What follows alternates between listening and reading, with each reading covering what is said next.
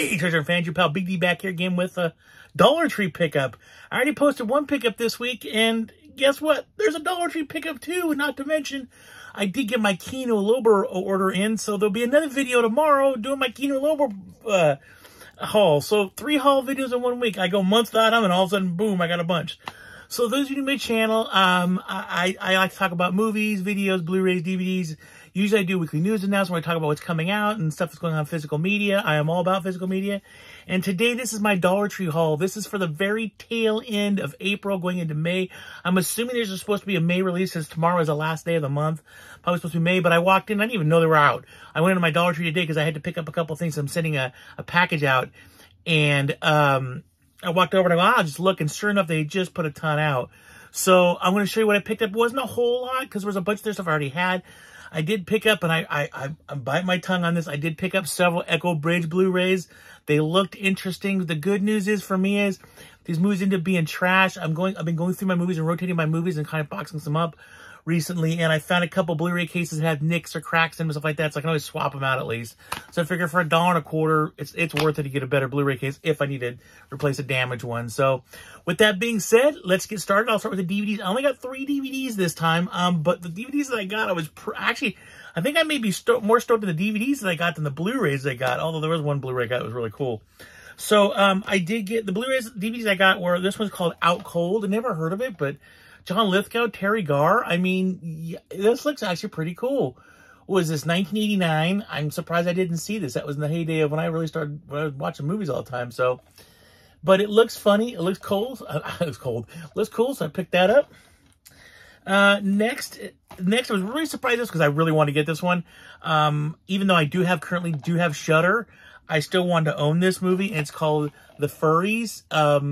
I have yet to see this yet. This is on my list of movies to watch, but I really kind of want to own it because I've seen some reviews on it. And a lot of people said it's pretty darn good. So I finally have it now, so I'm stoked. So whether I watch it off of Shudder or if I watch it, doesn't matter. At least I got it, so I got that. And then the last one I got, and this one is probably the I'm most excited about. This actually comes from a company called Full Moon. And I don't know if anybody knows about Full Moon. Full Moon's been a video. They're a direct-to-home video company. That they started way a long time ago. I remember knowing about them. I used to work for a mom and pop video store back in the day, and this is like around 1992, 93.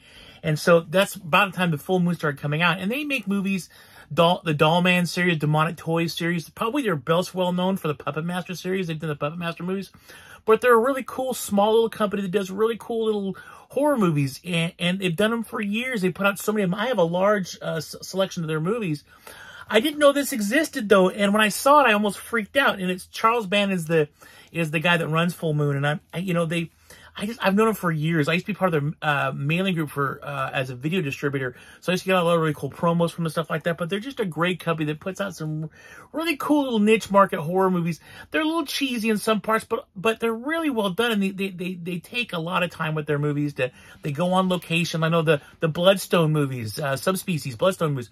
Those movies, they actually went to Romania and filmed those. So I always thought it was really cool, and I always really enjoyed their things. They used to do this thing at the end of the video. They do Full Moon features where they talk about all the stuff coming out, and they talk about some of the things in the movie and some things that Full Moon was currently working on and stuff like that. Just really cool stuff. So this one is called Crash.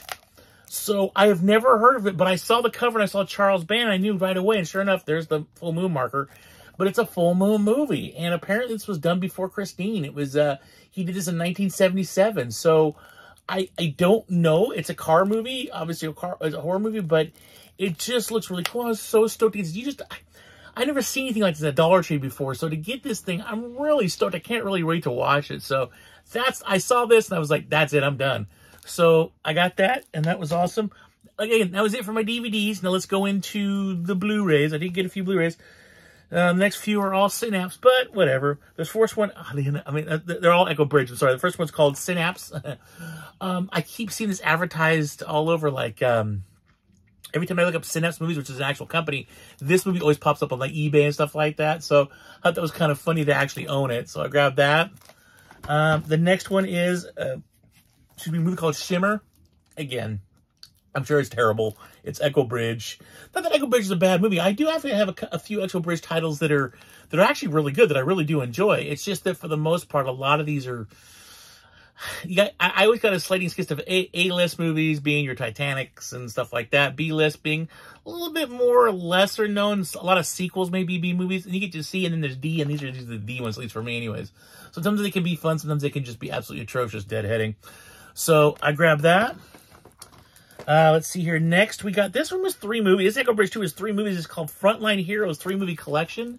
It has Air Marshal, which is a movie, let's see, the Marines and Special Forces. Special Forces has Scott Adkins in it. I'll be darned. Okay. I do like Scott Adkins. He's pretty good. Watched when he was in Hitman 4. I mean, he got his butt kicked in the end, but it's pretty good. So there's the back for you. But I thought 3 movies for $1.25. You can't go wrong with it. Scott Adkins is in 1, so I do like him as an actor. So I grabbed that. Next is another one called Absolution. I don't know. You know, I got to say this about Echo Bridge. A lot of the movies are not that great, but they do great work for their cover art.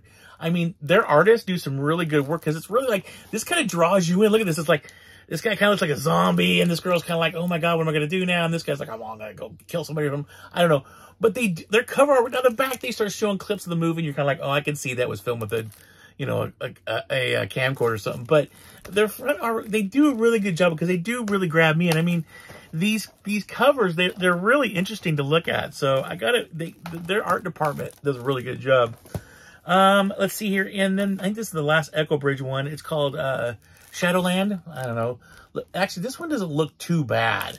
So I'll be curious. Again, I don't know any of the actors or actors in these things, but I grabbed that. And then this one, oddly enough, I was surprised. I did not own this movie. You think I would. It was a big movie. It launched a TV series and everything else. I didn't own it. And that is Friday Night Lights. I didn't own this movie. I was quite surprised. So I was like, oh, I'm going to pick that up. So I grabbed that for $1.25. I saw it once when it was in theaters. And that was, God, how many years ago was this? It was a long time ago. I can't see right now. But I know it was a long time ago. I haven't seen it in a long time, so I'm going to have to sit down and watch it. But I'm glad to own it. All right, and then the next few ones, as I drop stuff, are more not, they're not Echo Bridge, they're more mainstream, like stuff you see in theaters. This one is right here. This is the Spanish version of Flatliners. Now, this is the remake that came out a couple years ago with Nina Dobrev and who else? Ellen Page and Diego Luna, you know, the Mando.